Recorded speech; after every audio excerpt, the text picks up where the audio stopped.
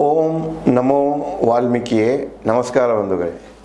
ನಾನು ನಿವೃತ್ತ ಪ್ರಾಧ್ಯಾಪಕ ಡಾಕ್ಟರ್ ಅರ್ಜುನ್ ಪಂಗಣ್ಣವರು. ಹೇ ಸೀತಾರಾಮ್ ವಾಹಿನಿಯ ವಾಲ್ಮೀಕಿ ರಾಮಾಯಣ ಅಂದು ಇಂದು ಚಿಂತನ ಕಾರ್ಯಕ್ರಮದ 555ನೇ ಸಂಚಿಕೆಗೆ ತಮ್ಮೆಲ್ಲರಿಗೂ ಸ್ವಾಗತ. ಹಿಂದಿನ ಸಂಚಿಕೆಯಲ್ಲಿ ಸೀತೆಯು ರಾವಣನಿಂದ ಪ್ರಾರ್ಥನೆಯನ್ನು ಅವನು ಮಾಡಿಕೊಂಡಂಥ ಪ್ರಾರ್ಥನೆಯನ್ನು ಮತ್ತು ಬೇಡಿಕೆಗಳನ್ನು, ಸಲಹೆಗಳನ್ನು, ಉಪದೇಶಗಳನ್ನು ಕೇಳಿ ಅವನ ಪ್ರತಿ ಪ್ರಶ್ನೆಗಳಿಗೂ ಸೀತೆ ಈ ರೀತಿಯಾಗಿ ಸಮಾಧಾನದಿಂದ, ದುಃಖದಿಂದ ಉತ್ತರ ಕೊಡ್ತಾಳೆ. ಅವಳು ಹೇಳ್ತಾಳೆ, ನಿನಗೇನು ನನ್ನಲ್ಲಿ ಸುಖ ಕಾಣಬೇಕಂತೀಯ, ಅದನ್ನು ನಿನ್ನ ಹೆಂಡಂದಿರಲ್ಲಿ ಕಾಣು. ನಿನ್ನ ಪತ್ನಿಯರಿಗೆ ಯಾವ ರೀತಿ ನೀನು ರಕ್ಷಣಾ ಕೊಡ್ತಾ ಇದ್ದೀಯ, ಅದೇ ಪ್ರಕಾರ ಪರಸ್ತ್ರೀಗೂ ರಕ್ಷಣೆಯನ್ನು ಕೊಡಬೇಕು. ಮನುಷ್ಯ ದುರ್ಬಲನಾದಂದ್ರೆ ಕಾಮದ ವಿಷಯದಲ್ಲಿ ಅವನೊಬ್ಬ ಚಪಲಾಗ್ತಾನೆ. ಎಷ್ಟೇ ಹೆಣ್ಣುಗಳನ್ನು ಭೋಗಿಸಿದರೂ ಕೂಡ ಅವನಿಗೆ ತೃಪ್ತಿ ಸಿಗುವುದಿಲ್ಲ. ಅದಕ್ಕೆ ಅವನಿಗೆ ಚಪಲ ಅಂತ ಕರೀತಾರೆ, ವಿಷಯ ಲಂಪಟ ಅಂತ ಕರೀತಾರೆ. ಅದನ್ನೇ ಆಗಕ್ಕೆ ಹೋಗಬೇಡ ಅಂತ ಹೇಳ್ತಾ ಮುಂದುವರ್ತಾಳೆ. ಇಲ್ಲವೇ ಒಳ್ಳೆಯ ಜನ ಇಲ್ಲಿ ಈ ನಿನ್ನ ಸಾಮ್ರಾಜ್ಯದಲ್ಲಿ ಲಂಕಾ ನಗರಿಯಲ್ಲಿ ಒಳ್ಳೆಯ ಜನ ಇಲ್ಲವ, ನಿನಗೆ ಬುದ್ಧಿ ಹೇಳೋದಿಲ್ಲವ ಅಂತ ನೋಡಿ. ರಾವಣ ಮಹಾಪಂಡಿತ, ಎಲ್ಲ ತತ್ವಜ್ಞಾನಗಳನ್ನು ಬಂದಂತಹ ವ್ಯಕ್ತಿ. ಅಂಥವನಿಗೆ ಬುದ್ಧಿ ಭ್ರಮೆ ಅಂದರೆ ಏನು?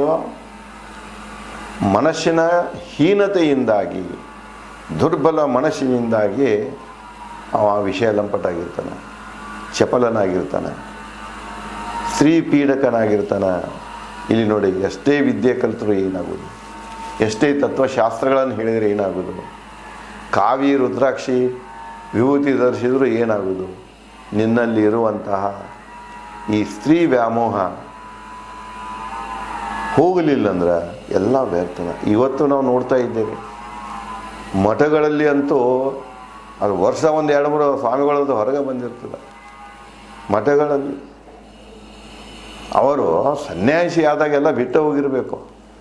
ಈಗ ಏನಿದೆಪ್ಪ ಅಂದ್ರೆ ಸನ್ಯಾಸಿ ದೀಕ್ಷೆ ತಗೊಂಡು ಕಲಿಯು ಮುಂದನೂ ಕೂಡ ಇನ್ನೂ ಸ್ವಾಮಿ ಆಗಿರೋದಿಲ್ಲ ಪೂರ್ಣ ಪ್ರಮಾಣದ. ಅಲ್ಲಿಯೂ ಏನರ ಒಂದು ಗದ್ದಲ ಮಾಡಿರ್ತಾರೆ, ದಂಡ ಕೊಟ್ಟಿರ್ತಾರೆ. ಅಂದರೆ ಈ ಕಾಮಭಾವನೆಯಿಂದ ಮುಕ್ತ ಆಗಿರೋದಿಲ್ಲ ಅವರು. ಮತ್ತು 4-5 ಮಂತ್ರಗಳನ್ನು ಕಲಿತೋ, ವಚನಗಳನ್ನು ಕಲಿತೋ ಯಾವುದೇ ಒಂದು ಮಠಕ್ಕೆ ಅವನ ಸ್ವಭಾವದಾರು ಇರ್ತಾರೆ. ಅಂಥವ್ರನ್ನ ಜನ, ಕೆಲವೊಂದು ಜನ ಇರ್ತಾರೆ ಮಠಾಧೀಶರನ್ನ, ಮಠಗಳಲ್ಲಿ ಈ ಟ್ರಸ್ಟಿಗಳದು ಇರ್ತಾರಲ್ಲ, ಇವ್ರು ಭಾಳ ಬುದ್ಧಿವಂತರು ಇರಬೇಕು, ಚಾರಿತ್ರ್ಯವಾನ್ರಿರಬೇಕು. ಬುದ್ಧಿವಂತರನ್ನೋಕ್ಕಿಂತನೋ ಲಕ್ಷ್ಮಣ ಇವೇನದಲ್ಲ, ರಾವಣ ಬುದ್ಧಿವಂತ ಇದ್ದವ, ಚಾರಿತ್ರ್ಯವಾನ ಇರೋಕ್ಕಿಲ್ಲ. ಇವರು ಬುದ್ಧಿವಂತರಿದ್ದರು, ಚಾರಿತ್ರ್ಯವಾನ ಇರಲಿಲ್ಲ ಅಂದ್ರೆ ಚಾರಿತ್ರ್ಯವಾನ ವ್ಯಕ್ತಿಯನ್ನು ಮಠದ ಸ್ವಾಮಿ ಮಾಡಲಿಕ್ಕೆ ಸಾಧ್ಯನೇ ಇಲ್ಲ. ಅದಕ್ಕೆ ಕಲಿಯುವ ಕಾಲಕ್ಕೂ ಚಪಲ ಇರ್ತಾನೆ. ಮಠದ ಒಳಗೆ ಬಂದು ಕೂತು ಗದಿ ಮ್ಯಾಗ ಕೂತ ನಂತರ ಆ ಕೆಲಸ ಬಿಡುವುದಿಲ್ಲ, ಅವನು ಚಪಲ ಇರ್ತಾನೆ. ಅಂಥ ಭಾಳಷ್ಟು ನಾವು ಸೋಷಿಯಲ್ ಮೀಡಿಯಾದಲ್ಲಿ ಆಯಿತು, ಅಪರಾಧಗಳಲ್ಲಿ ಆಯಿತು, ಅಪರಾಧದ ಹೊಂಡ್ತಿರ್ತಾರೆ ಎಲ್ಲ ಬಂದಿರ್ತದೆ, ಕೇಸುಗಳನ್ನು ಆಗಿರ್ತವೆ. ಕೆಲವೊಂದು ಮಂದಿನ ತೊಗೊಂಡು ಜೈಲಿಗೂ ಹಾಕಿರ್ತಾರೆ, ಅವ್ರನ್ನ ಬಿಡ್ಸೋಕ್ಕೂ ಪ್ರಯತ್ನವೂ ಮಾಡ್ತಿರ್ತಾರೆ ಜನ. ಅದಕ್ಕೆ ಇಲ್ಲೇನಿದೆಯಲ್ಲ, ಒಳ್ಳೆ ಮನುಷ್ಯ ಎಷ್ಟೇ ನೀವು ಜ್ಞಾನವನ್ನು ಹೊಂದಿದ್ರೋ, ನಿಮಗೆ ಎಲ್ಲ ಯಾವುದೇ ವಚನದ ಸಾಹಿತ್ಯ, ಅದು ಯಾವುದೇ ಮತಧರ್ಮದ ಸಾಹಿತ್ಯವಾಗಿರಲಿ, ಅಥವಾ ನೀವು ಪ್ರವೀಣ ಇದ್ದರೂ ಕೂಡ ನಿಮ್ಮಲ್ಲಿ ದುರ್ಬಲ ಮನಸ್ಸಿತ್ತು, ಅದು ವಿಶೇಷವಾಗಿ ಪರಸ್ತ್ರೀಯರ ವ್ಯಾಮೋಹದ ದುರ್ಬಲ ಮನಸ್ಸಿತ್ತಂದ್ರೆ ನಿಮ್ಮ ವಿದ್ಯೆ ಎಲ್ಲ ಏನೂ ಉಪಯೋಗ ಇಲ್ಲ, ವ್ಯರ್ಥ ವಿದ್ಯೆ ಅದು. ಅದಕ್ಕೆ ಅಲ್ಲಿ ಹೇಳ್ತಾಳ, ನಿನಗೆ ಉಪದೇಶ ಮಾಡುವಂಥ ಒಳ್ಳೆಯ ಜನ ಇಲ್ಲವಾ ಇಲ್ಲಿ? ನೀನು ಮಹಾನ್ ಪಂಡಿತ ಕೇಳಿದ್ದೇನೆ, ಆದರೆ ನಿನಗೆ ಇದು ಮಾಡ್ತಾ ಇರುವುದು ತಪ್ಪಂತ ಹೇಳುವಂಥ ಜನ ನಿನ್ನ ರಾಜ್ಯದಲ್ಲಿ ಇಲ್ಲವೇ? ಸೀತೆ ರಾವಣನನ್ನು ಪ್ರಶ್ನೆ ಮಾಡ್ತಾಳೆ. ಅಥವಾ ಪಾಲಿಸುತ್ತಿಲ್ಲ ನೀ ಒಳ್ಳೆಯ ಜನರನ್ನು? ಎರಡ ಒಂದಿರಬೇಕು. ನಿನಗೆ ಇದು ನೀ ಏನು ನನ್ನ ತಂದಿಟ್ಟಿದ್ದಿ, ಈ ಹೆಣ್ಮಕ್ಳ ಮ್ಯಾಗೆ ನೀನು ಅತ್ಯಾಚಾರ ಮಾಡ್ತಾ ಇದ್ದೀಯಾ, ಬಲಾತ್ಕಾರ ಮಾಡ್ತಾ ಇದ್ದೀಯಾ, ಇದ್ರ ಬಗ್ಗೆ ನಿನಗೆ ಯಾರು ಬುದ್ಧಿ ಹೇಳೋರು ಇಲ್ಲ ಅಂತ ಅನ್ನಿಸ್ತಿದೆ, ಅಥವಾ ಬುದ್ಧಿ ಹೇಳೋರು ಇದ್ದರೂ ಕೂಡ ನೀನು ಅವ್ರ ಮಾತನ್ನು ಪಾಲಿಸುತ್ತಿಲ್ಲ ಅಂತ ಅನ್ನಿಸ್ತಿದೆ ನನಗೆ. ಅರ್ಥಾತ್ ಒಂದು ಕಡೆ ನಿನಗೆ ತಿಳಿ ಹೇಳೋರು ಇಲ್ಲ, ಒಂದು ವೇಳೆ ತಿಳಿ ಹೇಳೋರು ಇದ್ದರೂ ಕೂಡ ನೀನು ಕೇಳ್ತಾ ಇಲ್ಲ. ಯಾರ ಒಂದು ಇಲ್ಲಿ ಇದೆ, ಎರಡೂ ಅದಾವಲ್ಲಿ. ಅವನಿಗೆ ಬುದ್ಧಿ ಹೇಳೋರು ಯಾರಿಲ್ಲ. ಬುದ್ಧಿ ಹೇಳೋಕೆ ಸ್ವತಃ ವಿಭೀಷಣ ಬರ್ತಾನೆ, ವಿಭೀಷಣ ಹೊರಗೆ ಹಾಕ್ತಾನೆ. ಕುಂಭಕರ್ಣ ಸಹಿತ ಹೇಳ್ತಾನೆ, ಬಿಡು ಮಾರಣ, ಯಾಕೆ ಹೆಣ್ಮಗಳು ತಂದು ಇಟ್ಕೊಂಡು ಯುದ್ಧ ಮಾಡ್ಕೊಂಡು ಹೊಂಟಿದ್ದಿ, ಆಕೆ ಗಂಡ ಕರ್ಸಿ ಕೊಟ್ಟು ಬಿಡ್ತೀನಿ ಅಂತೇಳಿ. ಅದಕ್ಕೂ ಒಪ್ಪುವುದಿಲ್ಲ ಅವನು.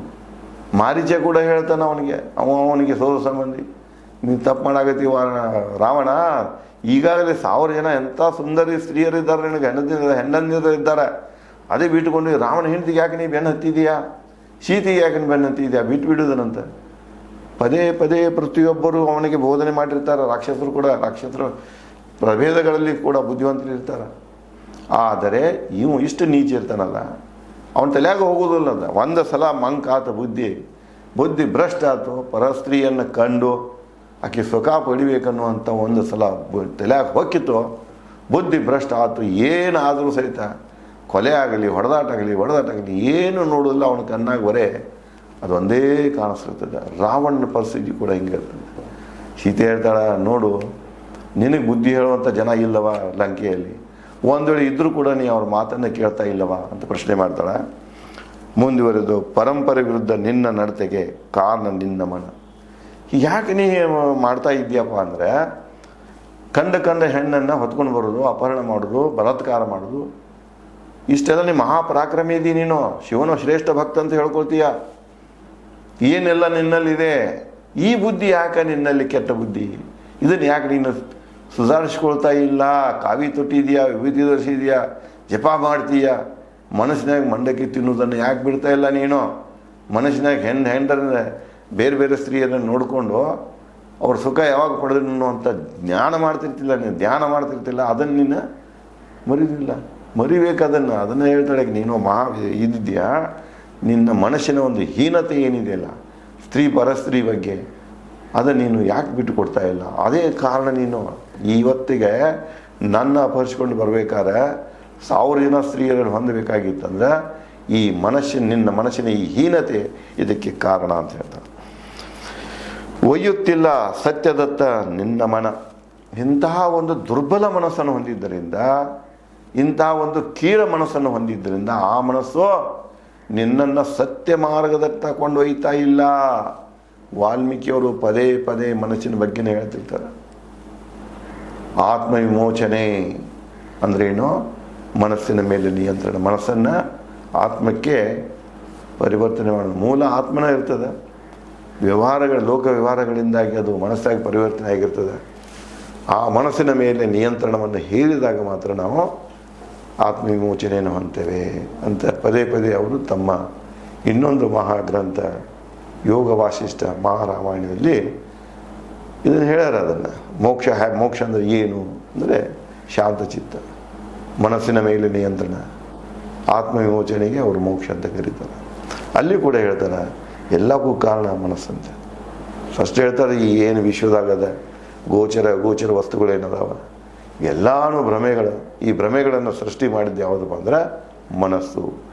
ನಾನು, ನೀನು, ಬೆಳಕು, ಕತ್ತಲು ಎಲ್ಲಾನು ಮನಸ್ಸಿನ ಸೃಷ್ಟಿಗಳಂತ ವಾಲ್ಮೀಕಿ ಹೇಳ್ತಾರೆ. ಇಲ್ಲಿಯೂ ಕೂಡ ಸೀತೆ ಮೂಲಕ ರಾವಣಿಗೆ ಹೇಳ್ತಾರೆ, ಈ ನಿನ್ನ ಮನಸ್ಸಿನ ಮೇಲೆ ನಿಯಂತ್ರಣ ಇಲ್ಲದಕ್ಕಾಗಿ, ಈ ಒಂದು ದುಷ್ಟ ಮನಸ್ಸಿನಿಂದಾಗಿ ಆ ಮನಸ್ಸು ನಿನ್ನನ್ನು ಸತ್ಯ ಮಾರ್ಗದತ್ತ ತಗೊಂಡು ಹೋಗ್ತಾ ಇಲ್ಲ.